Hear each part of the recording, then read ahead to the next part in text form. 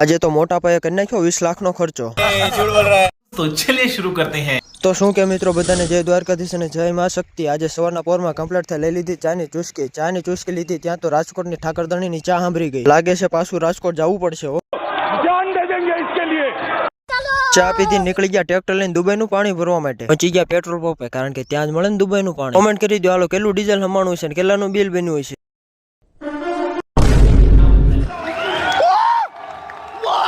ઘરે આવ્યા તા તો દુબઈના પાણીને ગાદીએ ભરવું પડ્યું।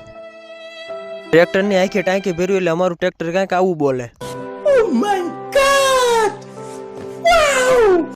हमारे यहाँ ऐसा ही होता है। ખેડૂત પુત્ર હોય એટલે હું આખો દી કામ જ કરવાનું। આવતા મોજ કરવા માટે આવી ગયા તા પાડોશીના વાડિયા નાવા। પાડોશી હતા ને એટલે ગમે એમ કૂદકા મારી લીધા। मतलब वो अलग ही लेवल का बंदा था। ચાલો આજના વ્લોગમાં એટલું જ। આપણે જવાનું હતું શક્તિમાનના નવરંગા માંડવામાં। તો તમે ચેનલ ઉપર નવા હોય તો સબસ્ક્રાઇબ કરવાનું ભૂલતા નહીં।